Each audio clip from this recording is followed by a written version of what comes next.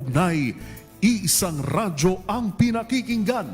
Tayo ay magkaisa dahil tayo ay Pilipino. DZRH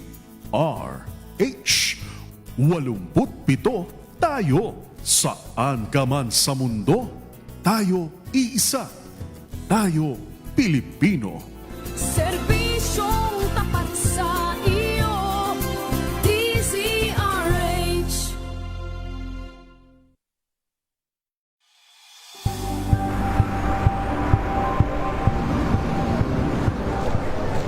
Pa rin ang ating mga eksperto. Dito lang sa Expert Opinion. Ito ang Ito The po Better ang News. TNVS. Trending and Isang fashion. kwento, iba't ibang anggulo. Dito, sa Point. Bawat pananagutan ating tatalakayin dito sa Hoy. Bawal yan. Filipino, dito lang sa DZRH. Matchable entertainment and lifestyle. Ito ang MBC TV Network News. Una sa Pilipinas, una sa Pilipino.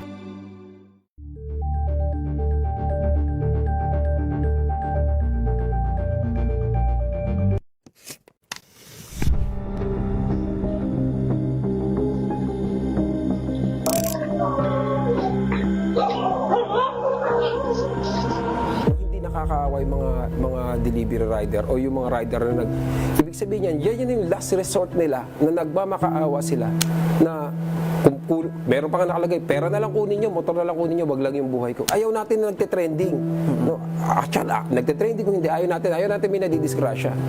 Pero dahil nga to trending, ito ay magkakos ng shame ng pagkahiya doon sa kumpanya. Bakit mo dinidecline? Ikaw, complain kita. Pag kinomplain ka, 2 araw na suspension yung pinakamaikli nun. So meaning 2 araw na walang kakainin yung pamilya mo, yun yung ibig sabihin nun. At walang verification yun. Marami tayong issue, totoo. Pero ito ay blanket to eh. Ang daming provision na ito na magbibigay sa amin ng mas maayos na sistema ng hanap buhay. So yung ILO Convention na ito.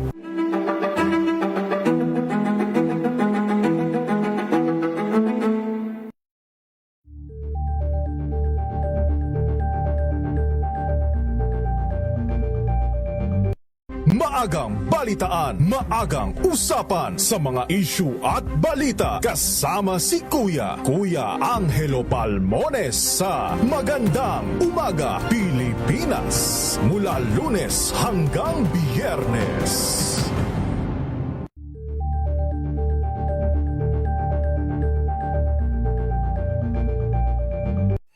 Mga balitang gigising sa inyong umaga. Mga balitang kailangan mong malaman. Mapapakinggan sa ACS Balita sa 2x2.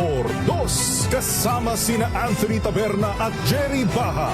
Lunes hanggang Biyernes. Luzon, Visayas at Mindanao. Isang oras na balita at talakayan ngayong araw hunang At ito linggo. ang programang Maynila, ito ang Pilipinas. Samahan po ninyo hanggang alas 9 ng umaga sa Isyong Pambayan. Giselle Rico Ford. Naman si Edniel Parroso. Maraming salamat and of course sa mga sumama sa atin. Luzon, Visayas at Mindanao, programang Ang Galing Mo Daw. Isang kwento, iba't ibang anggulo. Muli ako po, si Art. Tambalang Anthony Taberna at Jerry Baha ang gigising sa inyong umaga dahil lalatay ang humahagupit na diskusyon at komentaryo Lunes hanggang Biyernes sa 2x2. Check na araw mga health checkers. Ang mabuting balita ng ating Panginoon. Kasama pa rin ang ating mga eksperto. Dito lang. Ito po ang inyong balerina ng bayan, si Lisa Makuha Elizalde. Ito po ang Radio Henyo sa DZRH. Una po ng isang magandang hapon.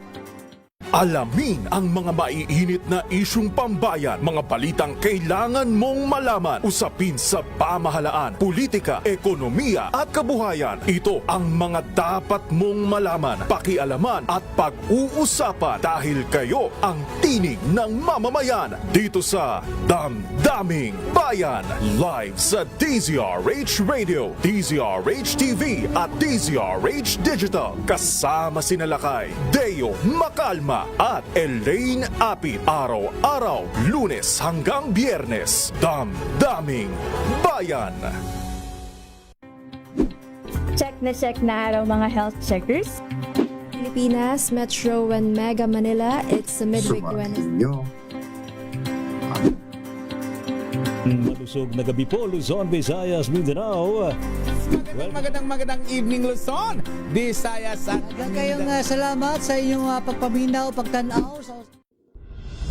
Tuloy-tuloy ang pagtulong, tuloy-tuloy ang pagseserbisyo, at tuloy-tuloy ang balitaan kasama si May Binauhan sa Operation Tulong mula Lunes hanggang Biyernes.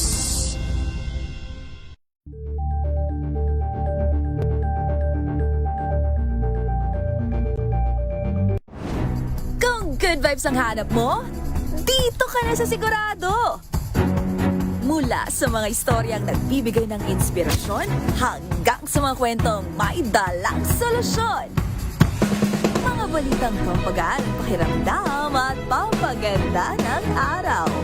Hindi lang ba sa good news, kundi the better news. Mula Lunes hanggang Biyernes, 1:00 ng tanghali sa DZRH TV.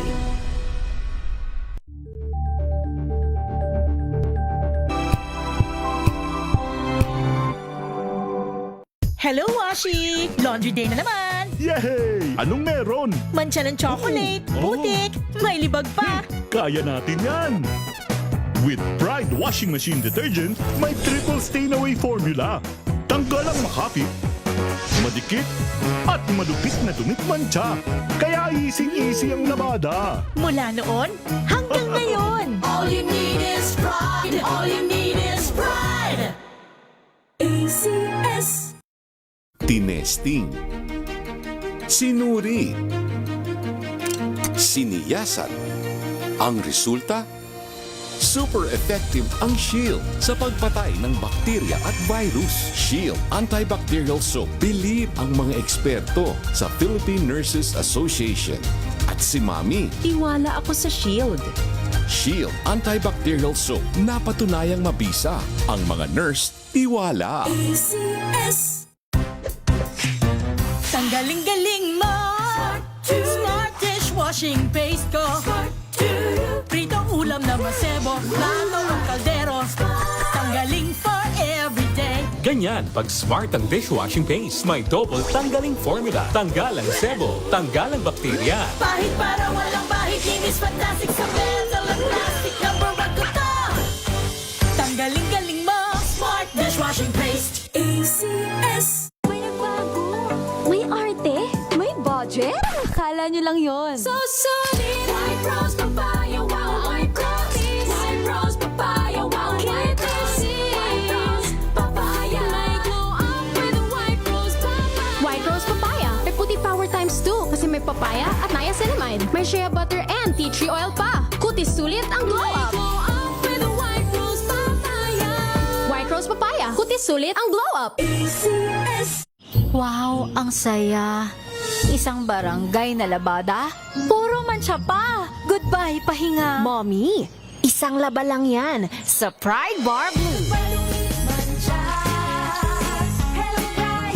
May powerful stain-away enzymes na malupit sa dumit mancha. At di masakit sa kamay. Isang laba lang yan. Hello, pahinga. Hello, Pride Bar Blue. ACS. Kia ora, my name is Tyron Victa and I'm an operating theatre nurse here in Christchurch, New Zealand. The main thing that really moves me day by day is to be able to impact lives. Of course, it's the hand of the Lord. He uses MX3 to be able to do those things. I attribute it to, of course, the antioxidant factors of MX3. And of course, healthy diet and just keeping fit. MX3, dito ako believe. Mahalagang paalala, ang MX3 capsule ay hindi gamot at hindi dapat gamiting panggamot sa anumang uri ng sakit. We've got you covered. From the hottest hits, exclusive interviews, Pilipinas ang oras, 6 na minuto, makalipas ang ika-6 ng umaga. Kahit araw ng pahinga, balita pa rin ang nangunguna. Sasamahan ka ni DZRH Ace Reporter Val Gonzales. Linggo-linggo, pagsapit sa umaga, Mega Balita Linggo. Kasama si Val Gonzales. Mega Balita Linggo. Mega Balita Linggo.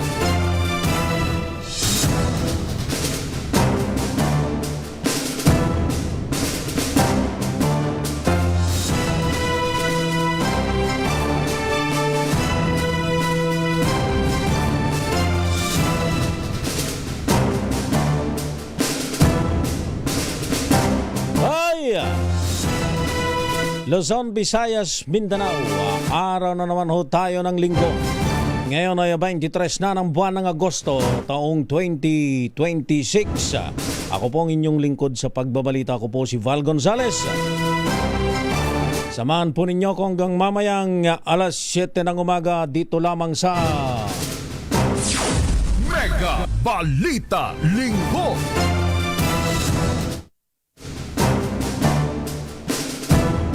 Maganda na sana Maganda na sana yung ating panahon kanina kakaiba yung kanhuba. Nararamdaman natin pag nakita nating tuyo. Tuyo ho yung basa.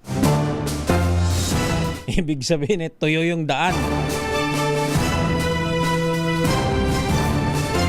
Dahil sa ilang araw na rin hong konti-konti na lang, kung titingnan thunderstorm na lang yung dumadali sa atin. Mga normal na mga pagulan ngayong mga panahon ho na wet season. Pero hindi meron na naman ho tayong naantabayanan hong bagyo.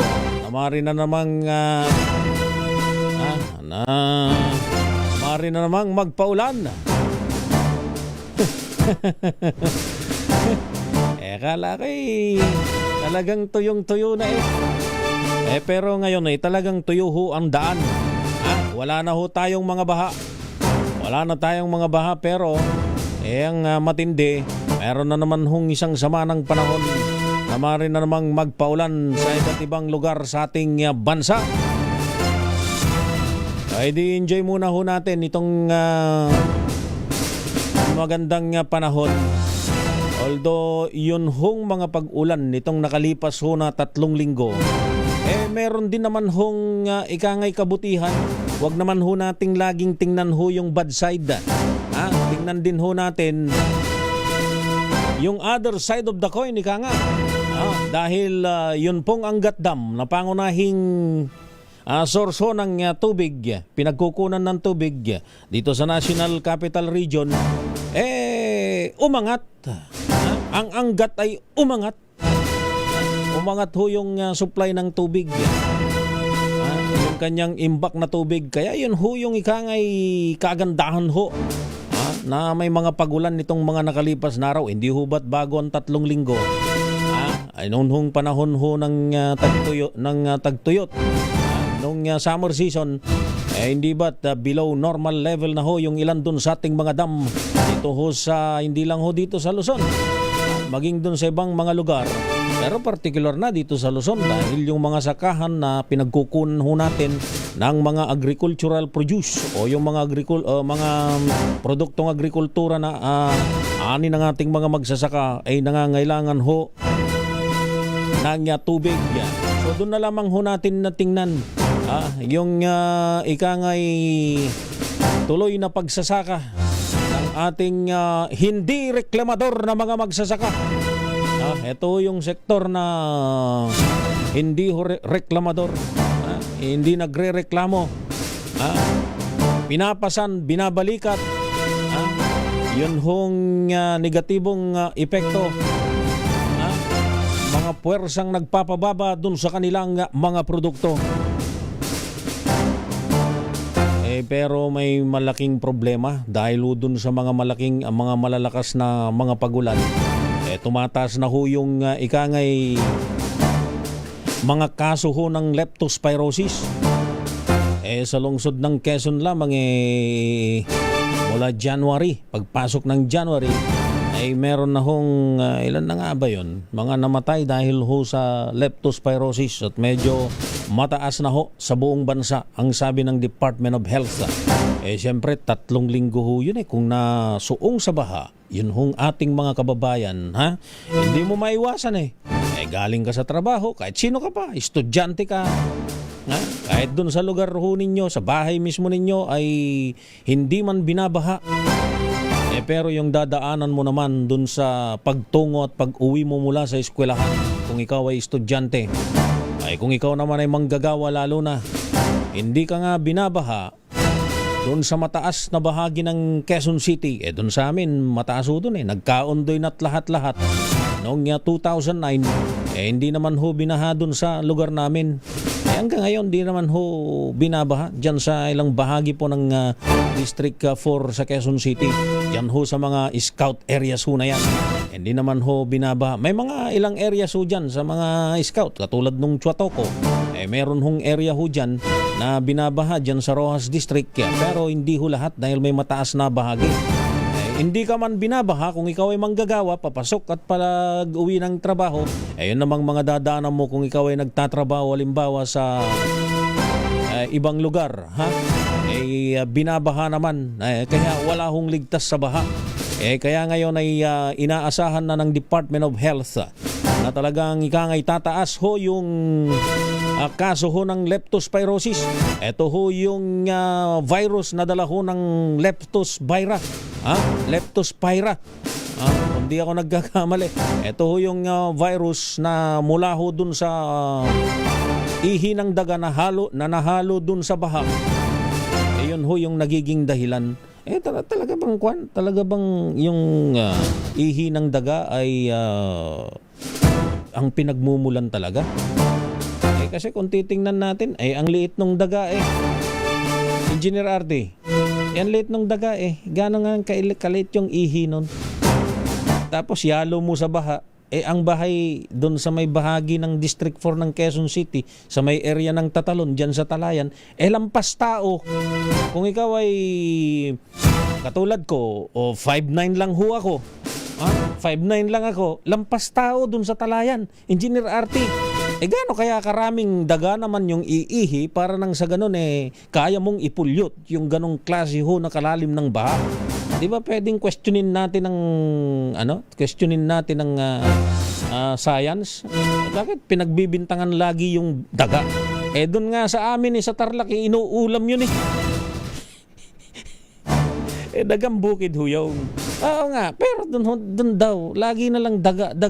Samantalang ang laki ho ng tulong ng daga. Huwag ko nating tingnan doon sa negatibong aspeto yung daga, Engineer Arti.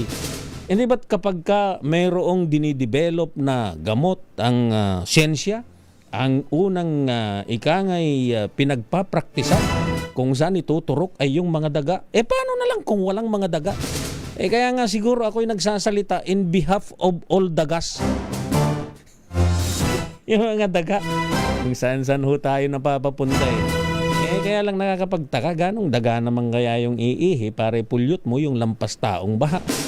Pero, kidding aside, yun pong leptospirosis ay napatunayan ng siyensya na dyan nga ho nang gagaling.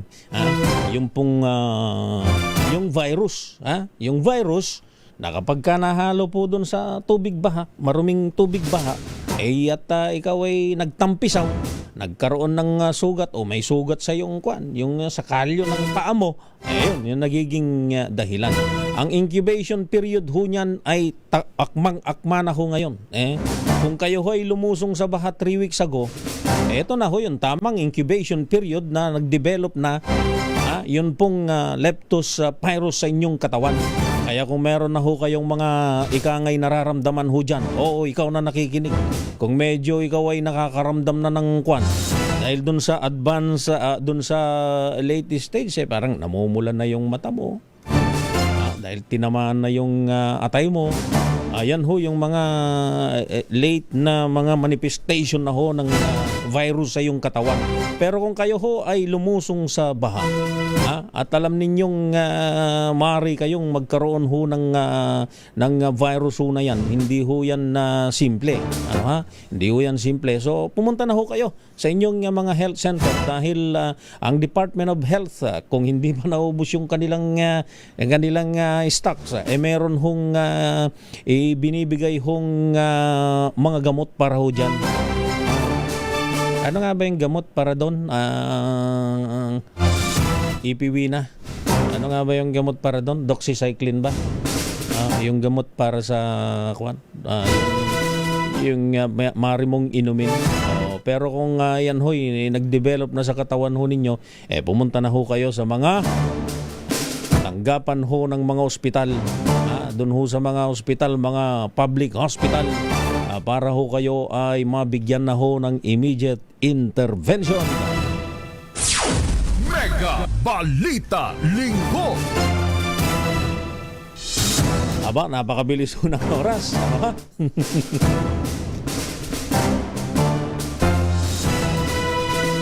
Napakabilis ho ng oras. At narito na ho ang mga balitang sinubaybayan ng DZRH News sa nakalipas na 24 oras. Mega Balita Linggo. 3 bagyo sa labas ng bansa, bantay sarado ng Pag-asa. Habagat muling magpapaulan ngayong linggo. Mega Balita Linggo. Kaso ng leptospirosis tumataas ayon huyan sa Department of Health. Mega Balita Linggo. Pinsala ng nagdaang mga bagyo habagat sa agri-sector umabot na sa 1.79 na bilyong piso. Mahigit 51,000 magsasaka ang naapektuhan na. Mega Balita Linggo. Schedule naman ang impeachment trial ni VP Sara Duterte babalik na sa hapon ayon huyan kay Senate President Gatchalian. Mega Balita Linggo. At taas presyo sa produktong petrolyo sana sa araw ng Martes. Mega Balita Linggo. Yan o ang ulo ng mga balita at ngayon sa detalye. Nararamdaman na ng kagawaran ng kalusugan ng Department of Health ang unti-unting pagtaas ng kaso ng leptospirosis kasunod ng ilang linggong baha na epekto ng habagat. Sabi sa DZRH ni Health Secretary Edwin Mercado, maaaring maramdaman ang mga sintomas ng sakit sa loob ng 5 hanggang 15 araw. Kaugnay nito ay binanggit ni Mercado na nagbukas na ng fast lanes ang DOH sa lahat ng pagamutan nito upang maprioridad ang mga may sakit na leptospirosis. Nagpakalat na rin niya ng rapid response team na sadyang magtutungo sa mga binahang lugar upang magtayo ng health desk. At saka ang directive ko nga ay kami na proactively ang pupunta doon sa mga komunidad na nalubog. Kasi minsan pumipila sa RHUs o nahihirapan pang pumunta. Maglalagay na kami ng mga parang rapid action team din or help desk doon sa mga communities na ma-identify namin. Yan ang tinig ni Health Secretary Edwin Mercado. So kanyang binabanggit sila na yung magtutungo. Napakaganda ho nun. Sana hindi lang lip service yung ganun. Na magtutungo na doon sa mga lugar na binaha. Ang dami hong mga lugar yan, Secretary. Luzon, Visayas, Mindanao. Mindanao, medyo hindi masyado yun. Pero bago pa yung pagtama ng dalawang magkasunod na bagyo at ng pag-enhance ng habagat o southwest monsoon, binaha na rin ho yung bahagi ng Mindanao region. So napakaraming mga lugar ho yan, Secretary, na dapat hong mabigyan ng ikangay pagkalinga para harapin natin o harapin ng gobyerno yung posibilidad na paglobo o pagsirit pa ng mga kaso ng leptospirosis. Sana'y wala na yung mga panahon, yung panahon ni Secretary Ted Herbosa. Alam po ba ninyo, yun pong mga ospital noon ay yung Lung Center of the Philippines, maging yung National Kidney and Transplant Institute, yan ho'y ginamit na ho yung iba pa nilang mga pasilidad na hindi ginagamit para lamang ho i-admit yung lahat ho ng mga kaso ng tinamaan ng leptospirosis. Yan ho'y nung nakalipas na ilang taon ba yun? Sa dami ho ng mga kaso. Kung maagap ang Department of Health, katulad nitong binabanggit ni Secretary Mercado na tunguhin na, wag nang antayin pa na lumala, di makakabawas ho tayo at hindi na mauulit yung mga panahon na ikangay mahihintakutan. Yun pong mga kamag-anak na mga may sakit tinamaan ng leptospirosis, dahil yan ho'y talagang sakit o isang virus na maring humantong sa pagkamatay. Mega Balita Linggo. Samantala, nilunsad ng bagong liderato ng Department of Health at Philippine Health Insurance Corporation o PhilHealth ang Unified Health Agenda na layong pag-isahin ang serbisyo ng dalawang tanggapan. Sa panayam ng DZRH, sinabi ni Health Secretary Edwin Mercado na tututok ang programa sa mga komunidad at paaralan. So hindi na natin paghihiwalayin yung PhilHealth at DOH kasi tayo ay nagbalangkas ng bagong Unified Healthcare Agenda or UNA para sa pangkalusugan na kung saan ang roadmap namin as DOH and PhilHealth ay Sa parehong panayam, binanggit ng PhilHealth President and Chief Executive Officer Dr. Beverly Ho na gagamitin ang YAKAP program para tuluyang maibaba ang serbisyo sa iba't ibang sektor o lugar. Klaro po sa amin na yung yakap na policy namin ngayon, yung benepisyo, siya na yung parang mother policy namin, di ba? Pero in order to reach more people, we need to have implementation guidelines na unique sa bawat setting, no? So ito na yung sinasabi naming settings-based or group-based approach. Inilunsad ng Marcos Jr. Administration ang YAKAP program na layong maghatid ng one-stop shop primary care services sa mga klinika na mayroong libreng konsultasyon sa iba't ibang mga sakit, laboratory test at essential na gamot. Yun pong panayam po na yan ay mula sa nangungunang programa tuwing araw ng Sabado, ang Special on Saturday SOS program ni Dr. Cesar Chavez. Mega Balita Linggo.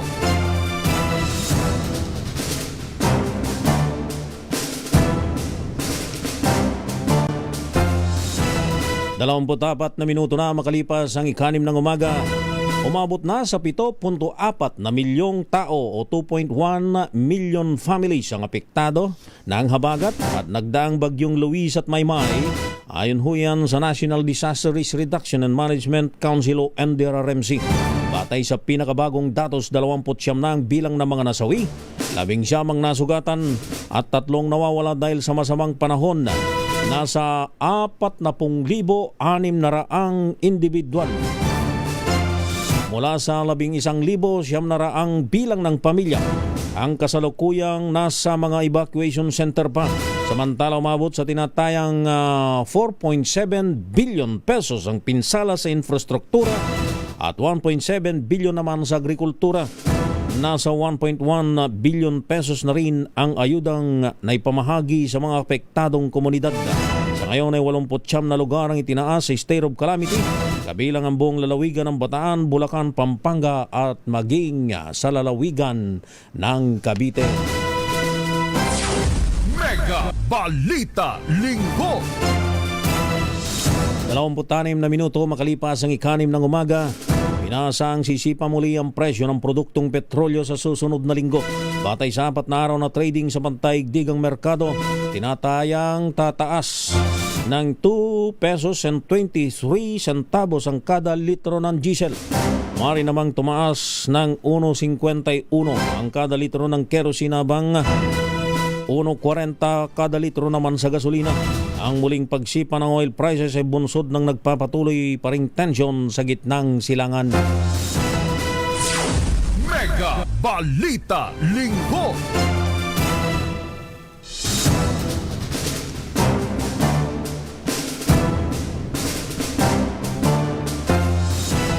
Good morning nga pala kay Mayor Zenny Mendoza, Dr. Zenny Mendoza ng lalawigan ng Talisay, ng Batangas. Sa Talisay, munisipyo ng Talisay, muling ililipat ng oras ang impeachment trial kay Vice President Sara Duterte.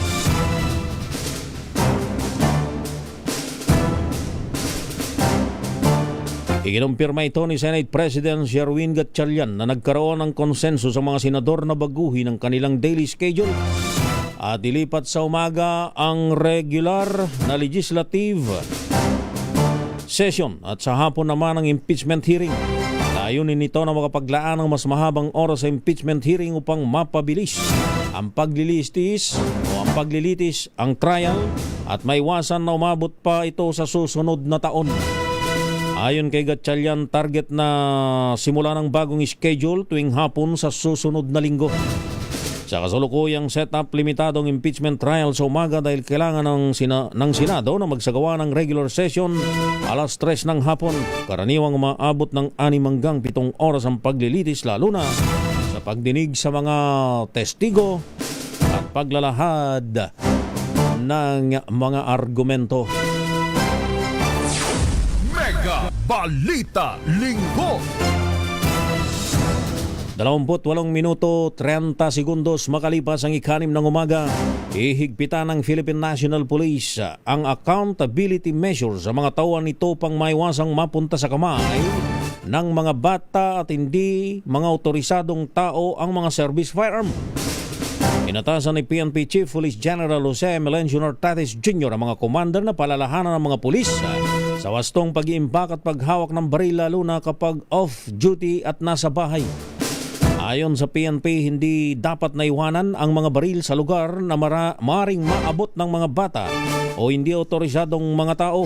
Isasama rin ang firearm safety reminder sa regular na briefing ng mga pulis. Kaugnay ito ng utos ni Pangulong Ferdinand Bongbong Marcos Jr. na palakasin ang public safety at responsableng pag-iingat ng mga baril na pag-aari ng gobyerno. Magsasagawa rin ng deployment ang PNP para tumulong sa nationwide School Safety Drills Department of Education o yung safety drills ng Department of Education sa darating na 25 ng Agosto. Mega Balita Linggo. 11 segundo 29 na minuto. Ang si 6:30 na ho ng umaga. Magko-commercial lamang ho tayo.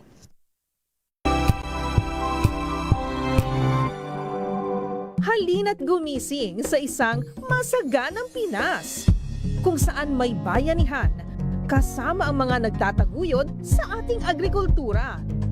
Kasama ka rin dito, ikaw mismo. Dahil sa masaganang Pinas, lahat tayo may benepisyo. Tuwing Sabado, alas 10:30 ng umaga. Samahan niyo kami at ang Department of Agriculture sa isang oras na talakayan ng higit na mahahalagang usaping pang-agrikultura. Masaganang Pinas sa DZRH. Tara na, halika na, tayo na sa Masaganang Pinas.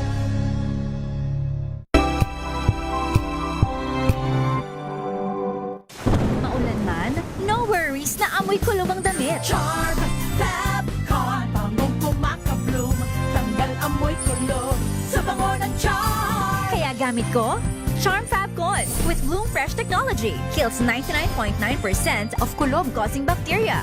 May aroma burst pa of thousands of flowers and berries. Ang sampay sa loob, no amoy kulob. Bangong kumakabloom sa Charm. Charm Fabcon. ACS. Sa lahat ng bagay, simula pa lang, siguraduhing max protection na. Kasi pag kulang ang proteksyon, baka madaling masira. Sa ngipin, dapat may max protection din. Max sa halaga ng unique toothpaste. With Max Protect Formula, help stop cavities before they start, while keeping breath fresh. Tri-Unique Maximum Fluoride Protection. Para max alaga, max protektado. ACS Champion na milyonaryo pa. Pagkakataon mo na namang manalo ng 1 million pesos tax-free dahil eto na naman ang champion na milyonaryo pa. At ngayon, may papremyo na rin kami para sa inyong mga suking sari-sari stores. Ilagay sa isang malinis na papel ang iyong complete name, age, address, contact number at pirmahan. Maaari din ilagay ang iyong suking sari-sari store at ang kanilang address at contact number. Ilagay sa isang white legal-sized envelope na nakipag-alinman sa mga required proof of purchase o POP. Ang tamang bilang ng empty sachets, wrappers o mga pouch na mga sumusunod na makikita sa official website and Facebook page ng Champion na Milyonaryo Pa, Champion Bar, Champion Powder, Champion Liquid Detergent, Champion Fabric Conditioner, Champion Dishwashing Liquid at Champion Dishwashing Paste. At sa labas ng envelope, ilagay ang Champion na Milyonaryo Pa, ang POP na ginamit at ang MBC radio station na iyong pinakikinggan. Ihulog ang iyong entry sa mga drop boxes na matatagpuan sa iyong mga favorite MBC radio stations. Mas maraming entries, mas malaki ang chance mong manalo. 1 million pesos tax-free ang pwede mong mapanalunan sa Grand Draw. Libo-libong piso ang ipamimigay sa mga weekly draws na gaganapin sa mga MBC stations nationwide. At may pa-champion gift box pa para sa iyong suking sari-sari stores. Champion na Milyonaryo Pa. Brought to you by Champion. Walang gimmick, tapat po sa inyo.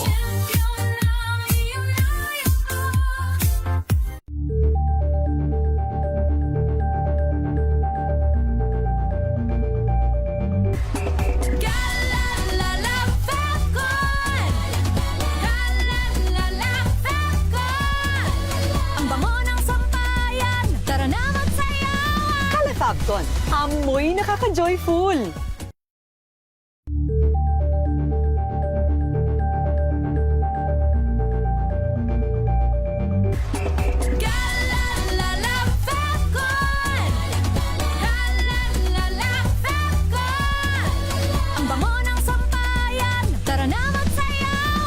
Fabcon, amoy nakaka-joyful.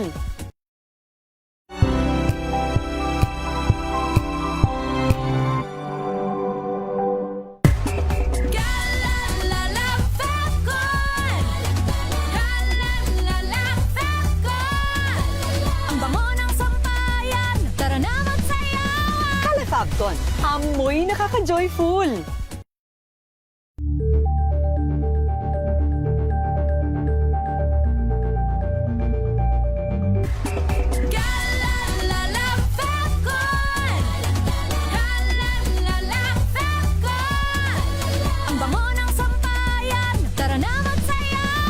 Fabcon, amoy nakaka-joyful.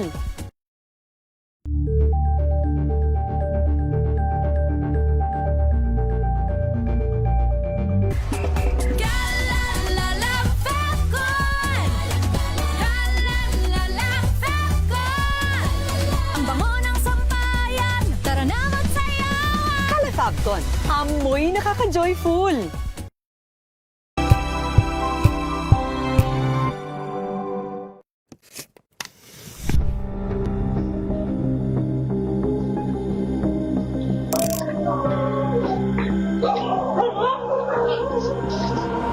Nakakaaway mga delivery rider o yung mga rider na ibig sabihin yan yung last resort nila na nagmamakaawa sila na kung meron pa nga nakalagay, pera na lang kunin nyo, motor na lang kunin nyo, wag lang yung buhay ko. Ayaw natin na nagte-trending. No? Actually, nagte-trending kung hindi, ayaw natin may nadidisgrasya. Pero dahil nga to trending, ito ay magkakos ng shame ng pagkahiya doon sa kumpanya. Bakit mo dinidecline? Ikaw, complain kita.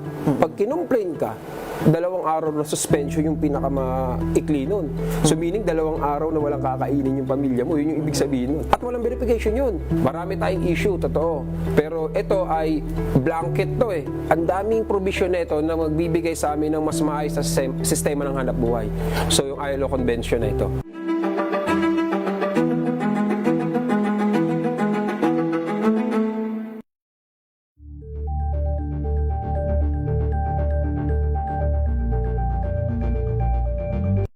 Maagang Balitaan.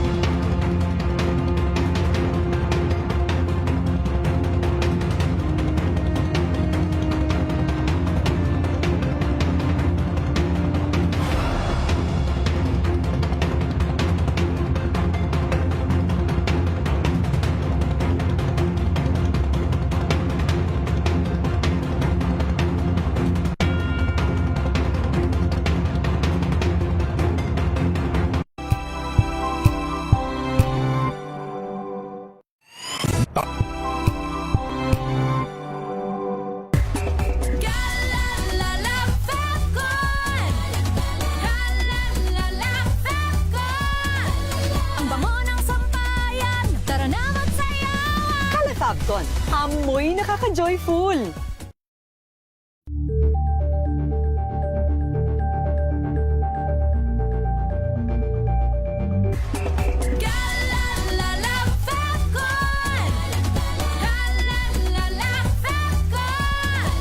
Ang bango ng sampayan, tara na magsayawan. Kala Fabcon. Amoy nakaka-joyful.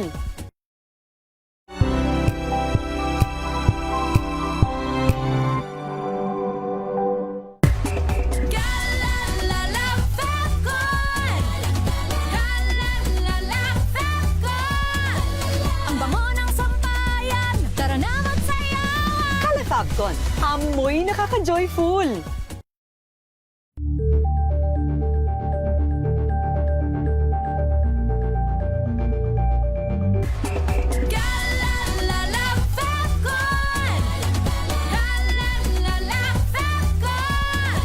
Ang bango ng sampayan, tara na magsayawan. Kala Fabcon. Amoy nakaka-joyful.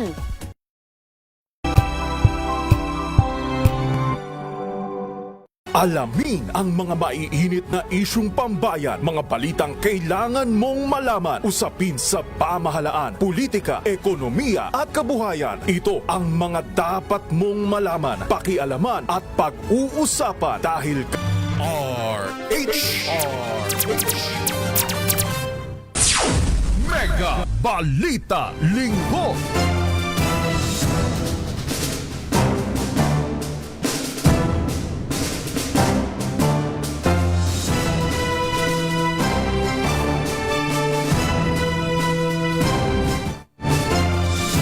Ay, tuloy-tuloy ho tayo sa ating balita at talakayan ngayong araw ho ng linggo. 23 na ho tayo ng buwan ng Agosto, taong 2026. Ako pa rin ang inyong lingkod sa pagbabalita. Ako po si Val Gonzales. At sa pagpapatuloy ng ating balita at talakayan, sinibak sa pwesto ang hepe ng Highway Patrol Group National Capital Region. Maging ang 12 nitong mga tauhan matapos ang palpakumanong raid sa Bulacan. Batay sa relief order na inisyo ng PNP Highway Patrol Group o PNP-HPG, lipat muna sa Human Resource Management Division si Police Colonel Joey Tomas Caise. Nauna nang pumutok sa social media ang umano'y girya ng HPG at mga tauhan ng Bureau of Customs nang tangkain umano ng mga pulis na kunin ang mga smuggled na sigarilyo mula sa isang incinerator facility. Nakarating kay Customs Commissioner Ariel Nepomuceno ang insidente at agad isinangguni sa mataas na opisyal ng Philippine National Police. Sablay nga ito. Isipin mo, wala naman sa mandato nila yung pagsusunog ng sigarilyo. Anong purpose nila? Ay PNP HPG. Sa mga kwan lang ito doon sa basic na kanilang mandate ay yung mga traffic violations. Yan, pwede sila kahit saang lugar. Mga carnap vehicle, yun ang mga pangunahing mandato nito. Anong kinalaman nitong mga to doon sa pagpigil, papatigil doon sa mga smuggled na sigarilyo na isasalang na sa mga sa isang incinerator facility. Ibig sabihin, ita-traffic nila. Engineer RT, smuggled na sigarilyo, hindi nagbayad ng buwis. Walang binayarang buwis. Walang selyo ng Bureau of Internal Revenue. Kanang kawanihang ng rentas internas ng BIR. Yung mga sigarilyo ho kasi, ako hindi naninigarilyo, Engineer Arte, i-correct mo nga ako. Doon sa mga sigarilyo ho kasi, doon ho sa ibabaw ng pakete, meron ho doon yung seal, may silyado. Ang nakalagay ho doon yung BIR seal ho yun . Dapat yung sigarilyo merong BIR seal. Etong kasing sigarilyo ay napapabilang ho o kasama doon sa tinatawag na pinapatawan ng syntax. Syntax na malaki ho yun. Kaya nga mahal na ng sigarilyo . Nung si Tatang Binig pinabibili ako ng sigarilyo sa tindahan nung araw. abay 25 sentimos lang yung isang piraso. Ngayon ay Engineer Arte, magkano na ngayon yung sigarilyo? Eto, hindi naninigarilyo ito Magkano isang sigarilyo ngayon? 10 piso? Jesus Mariosep, ba't ako bibili ng gano'n? Mabuti na lang, hindi ako natutong manigarilyo nung kwan ba't ba naman yung mga matatanda nating mga tatay, mga lolo natin nung araw, tayo pa yung kwan yung mga batay pabibili ng sigarilyo. Ipasisindi pa. Ipasisindi pa yung sigarilyo. Jesus Mariosep. Hindi nila nakikita nung araw na yun maaaring ika nga ay maging dahilan para mainggan yung manigarilyo yung isang bata. Without them knowing, during that time, kung ika nga ay ang mga kansorsilyo ay yari pa sa katsa. Hindi nila alam na tinuturuan nilang manigarilyo ang bata. Mabuti na lang, ako nakita ko na kagad yung negatibong epekto sa katawan ng tao at hindi ko kaya yung manigarilyo. Ayaw ko nga ng usok Kaya since birth hindi ako nanigarilyo. Nakikita ko kaya amoy na amoy ko kagad yung naninigarilyo pagka lumapit sa akin. Dahil yung amoy hoy talagang kapit sa kanyang damit.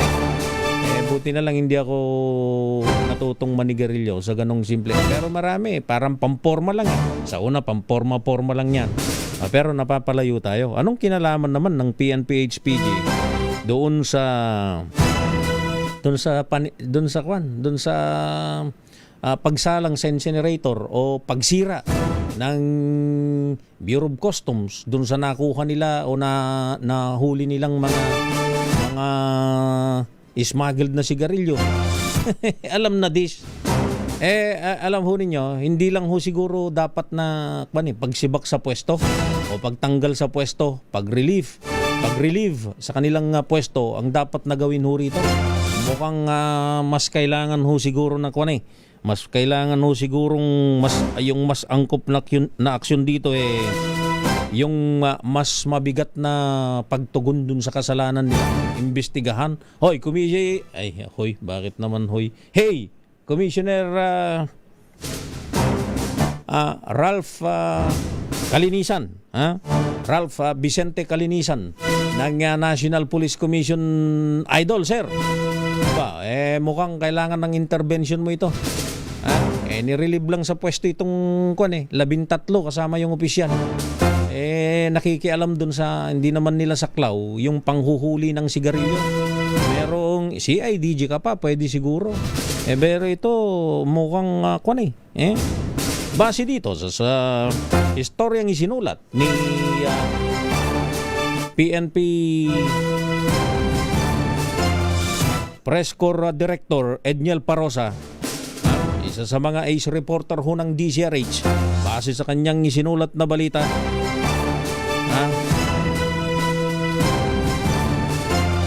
Tinangka umano ng mga pulis na kunin ang mga smuggled na sigarilyo mula sa isang incinerator facility. At ang mga pulis na yon ay miyembro ng PNP-HPG. Nako, mukhang mayroong konting kwandinik, hindi lang konti, marami. Commissioner Kalinisan, isama mo nga sa mga nililinis mo itong highway patrol group na ito.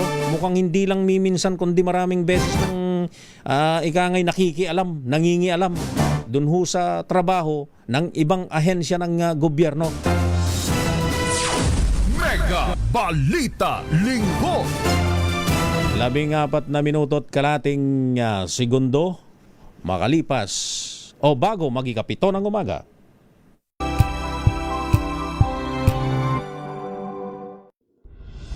Tuloy-tuloy ang pagtulong, tuloy-tuloy ang pagseserbisyo at tuloy-tuloy ang balitaan kasama si May Binauhan sa Operation Tulong mula Lunes hanggang Biyernes. Check na araw mga health checkers. Pilipinas, Metro and Mega Manila, it's a midweek Wednesday. Malusog na gabi po, Luzon, Visayas, Mindanao. Magandang evening, Luzon, Visayas at Kayong salamat sa inyong pagpaminaw, pagtanaw. Kung good vibes ang hanap mo, dito ka na sa sigurado. Mula sa mga istoryang nagbibigay ng inspirasyon hanggang sa mga kwentong may dalang solusyon. Mga balitang pampagaan ang pakiramdam at pampaganda ng araw. Hindi lang ba sa good news, kundi the better news. Mula Lunes hanggang Biyernes, 1:00 ng tanghali sa DZRH TV.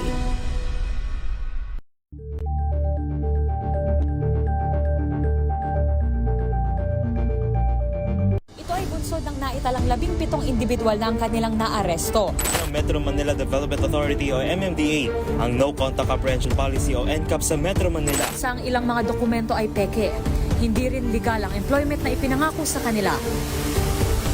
Sa mata ng batas, mananagot ang sangkot at may sala. Dahil sa bawat paglabag, may karampatang parusa. Alamin ang mga pananagutan sa likod ng mga bawal. Dito sa Hoy! Bawal Yan! Tuwing Sabado, 11:30 ng umaga.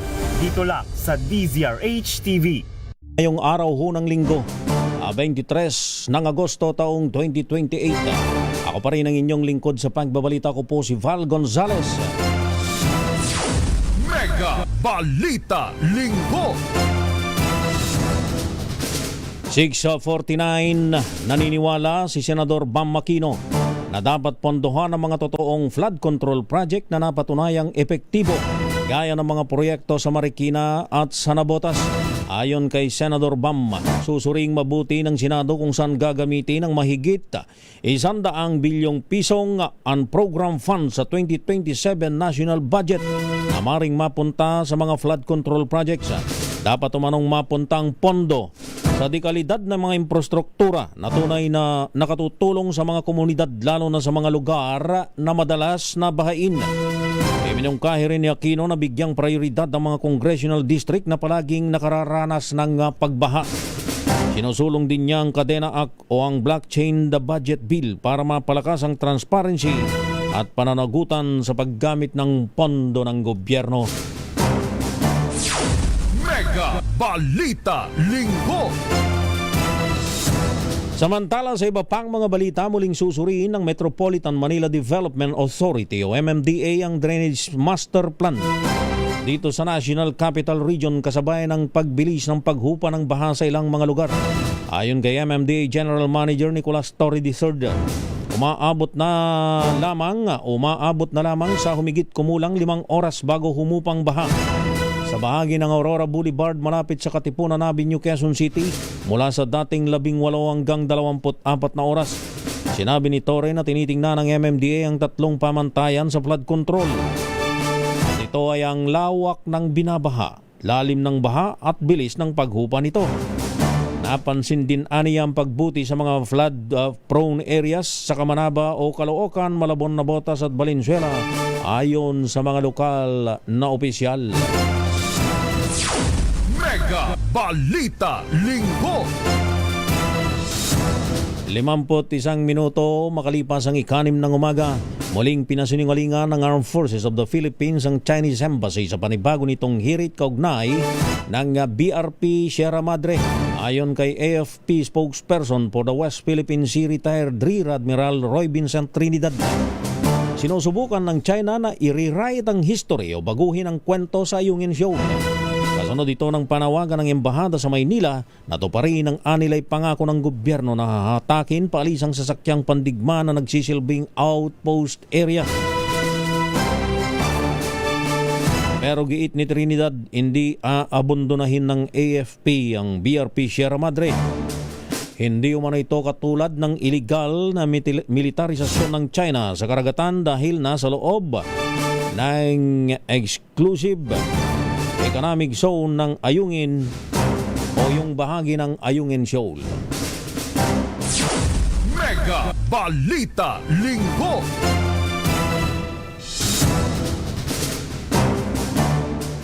Makatutulong naman ang LRT1 Cavite Extension sa pagbaba ng gastos sa biyahe ng mga manggagawa mula sa suburban areas na pumapasok sa Metro Manila.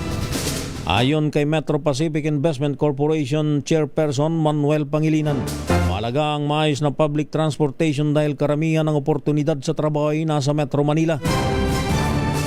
Naibigay ng Villar family sa Department of Transportation ang lupang gagamitin para sa railway expansion na naglalayong pagandahin ang biyahe sa pagitan ng Cavite at Metro Manila at makatulong sa pagbaba ng road congestion.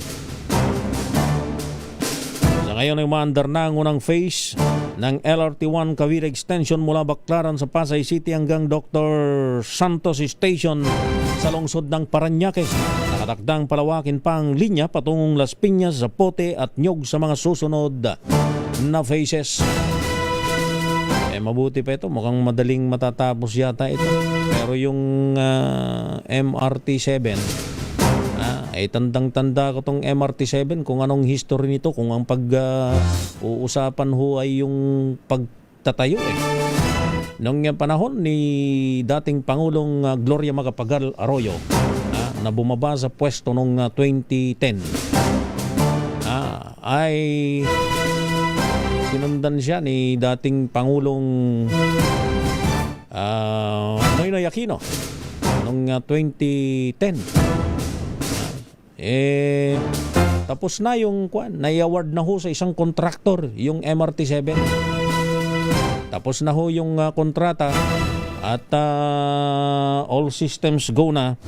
Yun pong pagtatayo ng MRT7 nung panahon na binalangkas yan, nung panahon ni dating Pangulong Gloria Macapagal Arroyo na ngayon ay isa ng kongresista. Pumasok ang Noynoy Aquino administration dahil nga yung kanyang company's slogan, walang kurap o walang mahirap kung walang kurap. Paano na nga ba yun? Walang mahirap kung walang kurap. Di ni-review daw huli yung ni-review uli yung kontrata. Yun, kumuha ng panibagong kontraktor. Pinasinayaan ho yan bago ho matapos ang termino, 6 years term ni dating Pangulong Benigno Noynoy Aquino III. Isipin mo, ni-review pagpasok dahil all systems go na nung 2010 bago siya maupo. Nung pag-upo niya, ni-review ng 6 na taon, kumuha ng bagong kontrata. Ayun, na-stretch. Pinasinayaan yan bago siya umalis sa pwesto noong 2015. 2016 kasi may election noon Yun yung national election. Ayun, pinasinayaan ng 2015. Last quarter ng 2015, kung hindi November, December, kung di ako nagkakamali. Yung unang pala ay ibinaon dyan sa loob ng Quezon Memorial Circle. Matapos ang 6 na taon mula ng ikangay mabalangkas yung pagpapatupad ng proyektong yan nung panahon ni CGMA. Ayun, di ano ngayon huwang nangyari. And the rest is history. Yun pong mga dapat, yung mga nag-commit ho ng dyan na maglalagay ng station dyan sa may bahagi ng itong MRT7 ho kasi mula Quezon City papunta ho sa San Jose del Monte City, Bulacan. Merong isang Araneta property ho dyan. Ayun, nagkaroon ng ikanga ay tunggalian na nakarating hanggang sa Korte Suprema. Ang laki ng naging partisipasyon at nagawa dyan ni dating Transportation Secretary Arthur Tugade. Nakarating hanggang sa Supreme Court yung usapin dahil ayaw payagan ng Araneta nung Araneta doon sa kanilang property na maglagay ng depot doon. Ayun, hanggang ngayon hindi pa ho yan pinakikinabangan. Mukhang mauna pang mangyari at mayari ho aling Cavite extension ng LRT1 kesa ho dyan. Pero meron ng projection ang Department of Transportation ngayon na yan ay mayayari na itong susunod na taong 2027 o bago matapos ang termino ni Pangulong BBM, pwede ng sakyan. Ang tagal inintay yan. Ang dami ng battle na pinakinabangan. Yung right of way, etc. ay nagkakawing-kawing na ho yung problema. Yung proyekto na binuo noong 2008-2009 ngayon ho'y mag 2029 na. So 10 years Ang ganun ho kabilis. Ay, sus Marioso. Kaya minsan yung mga kontraktor hong mga Hapon, napapakamot na lang sila ng ulo at sasakang-sakang na lang sila doon sa mga dinadaanan nilang mga opisina dahil sa haba ho ng mga proseso at sa gulo ho ng ating sistema pagdating ho sa pagpapatupad ng mga proyekto. Mabuti pa yung yung yung North-South Railway System. Nakikita ko dahil lagi ho akong dumadaan ho dyan sa North Luzon Expressway. Aba, ongoing na ho yun. Yung train system ho dyan na sa may bahagi po ng Clark mula National Capital Region hanggang dyan sa may Clark. Ayun na. Yari-yari na ho yun. Makikita na ho yung mukhang mauuna pa kaysa dito sa MRT-7. Mega Balita Linggo. Samantala sa iba pang mga balita,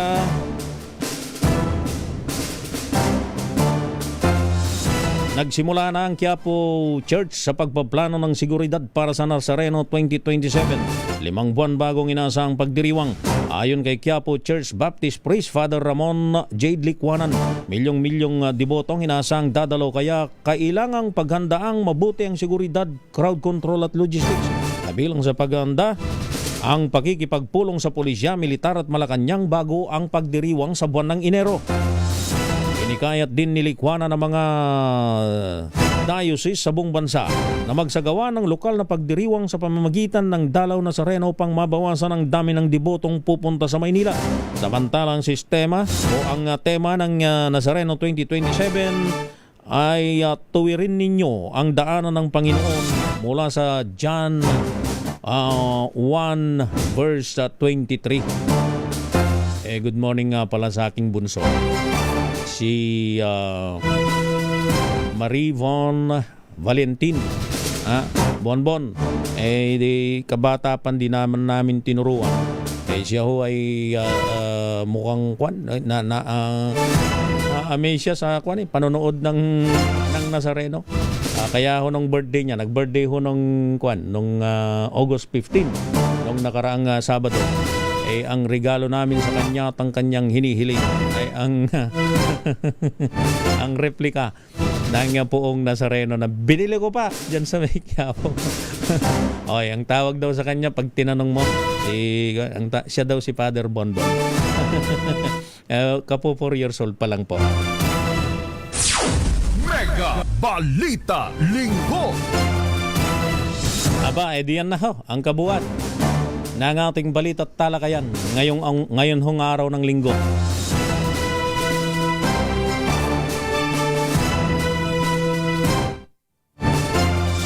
Eksakting punto alas 7 ho ng umaga, antabayanan si Binibining Leth Narciso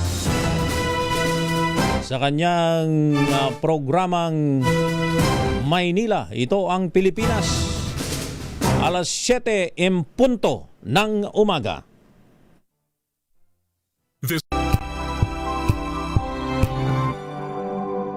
Wow, ang saya. Isang barangay na labada, puro mancha pa. Goodbye, pahinga. Mommy, isang laba lang yan sa Pride Bar Blue. May powerful stain-away enzymes na malupit sa dumit mancha. At di masakit sa kamay. Isang laba lang yan. Hello, pahinga. Hello, Pride Bar Blue. ACS. Ang galing-galing mo! Smart dishwashing paste ko!